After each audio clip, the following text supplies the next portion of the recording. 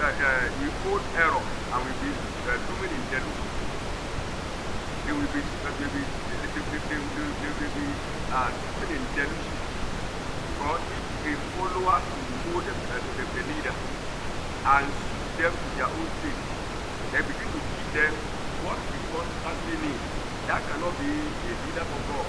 That cannot be a leader who is going anywhere. Then the third kind of question is that, are you a hearer who what you feel who always do or want his way? I need that kind of a believer, a hearer, who do what you want, who feels good, leading his own way, follow his own path. So you are that kind of all these questions you can do. That means you are a kind of listener or hearer who has an easy ear. When you are running from the truth, you will seek to be entertained. In that verse 3b, Bible says, but after their own life, like they eat to themselves, teachers having eating ear. When you are running from the truth, you will seek to be entertained.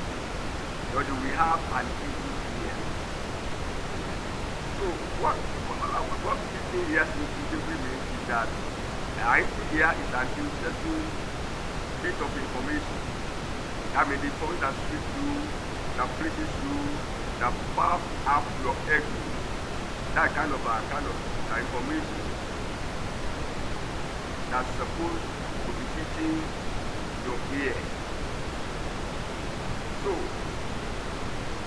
what are the motives of a kind of a listener or hearer with an eating ear? What are their motives? The motive behind their belief, the motive behind what they practice and what they wanted to practice.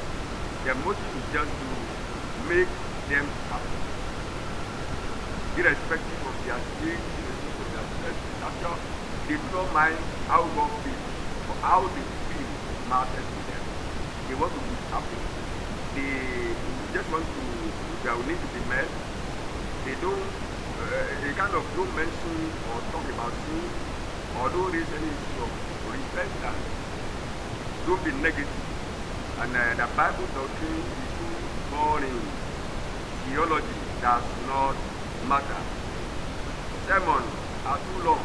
Those are some of the things we read and the motive behind having that kind of idea.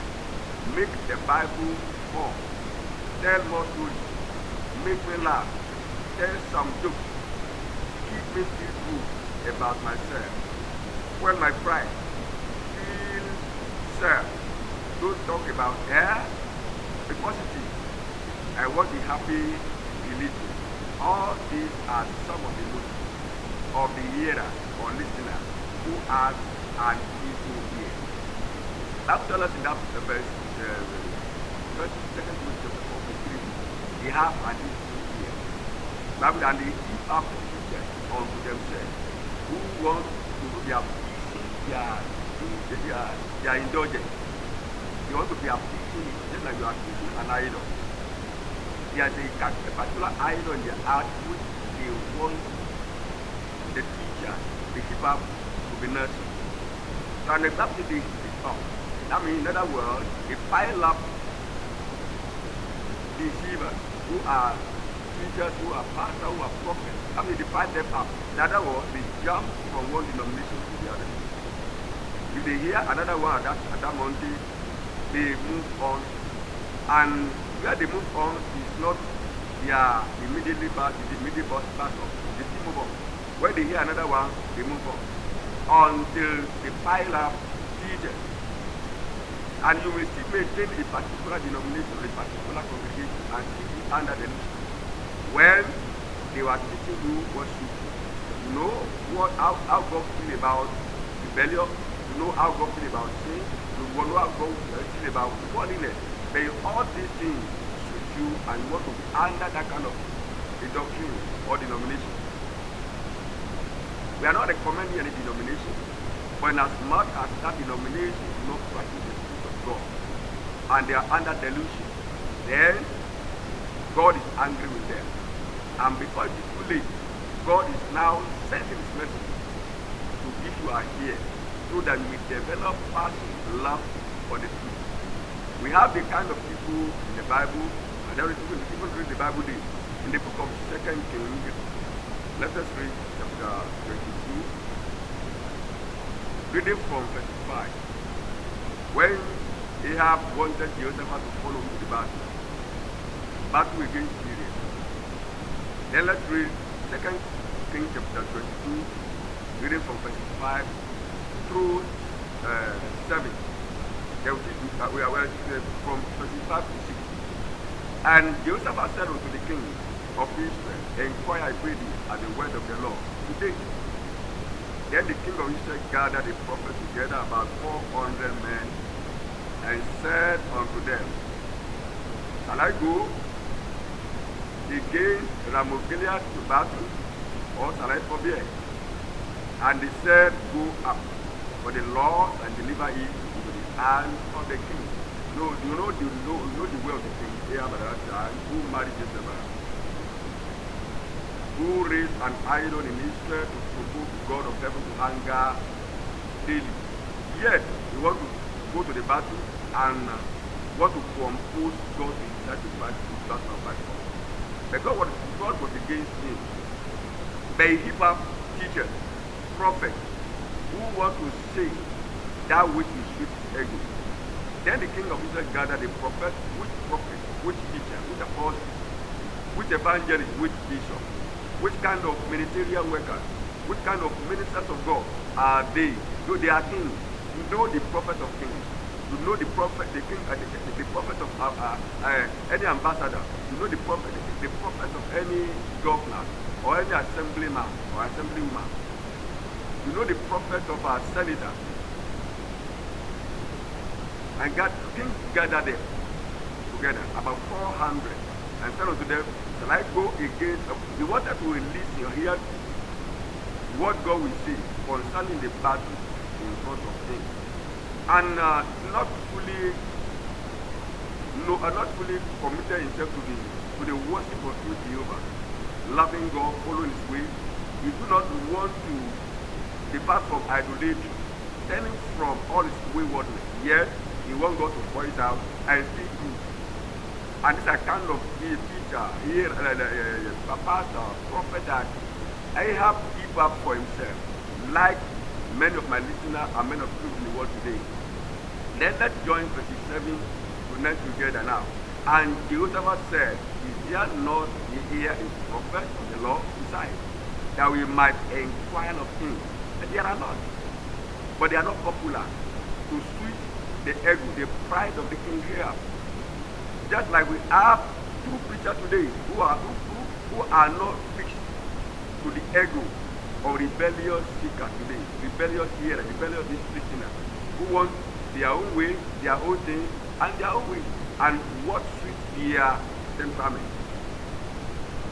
Jehoshaphat was a wise king, he feared God, and the little of God was inside of him.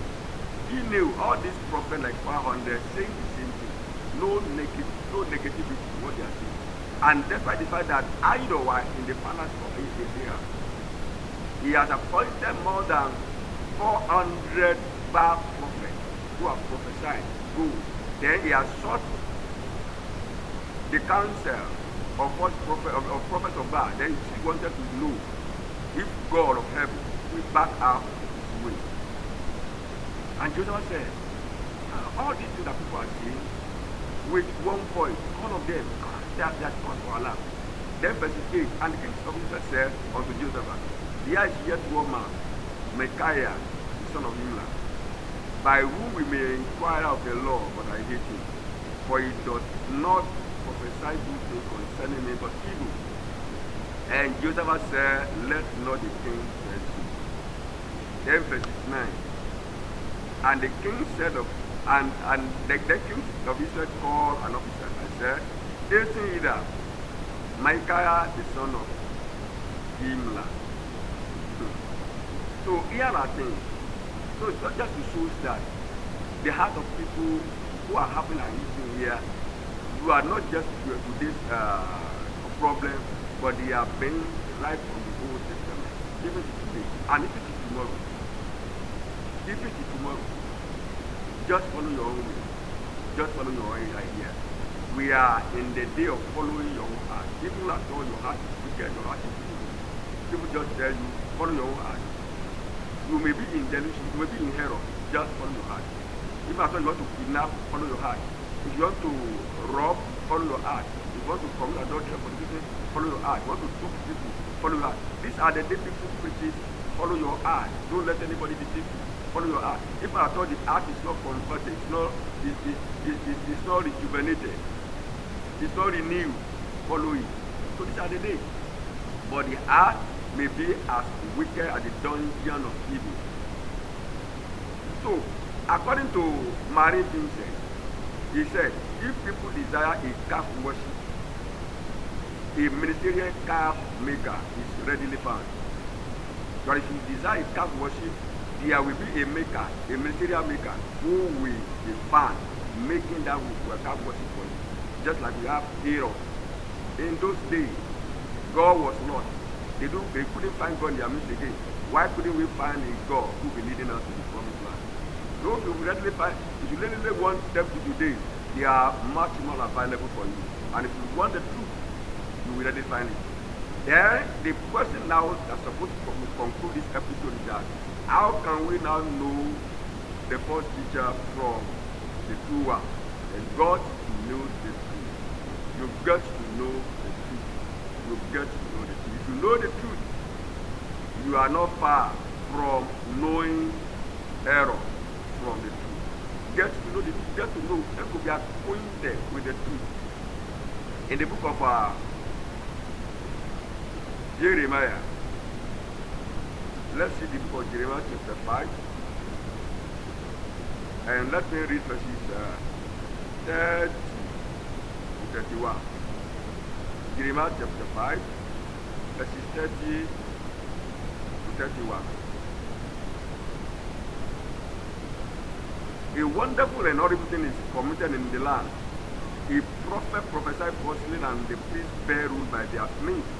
And my people love it to have it so. My people love to have it so.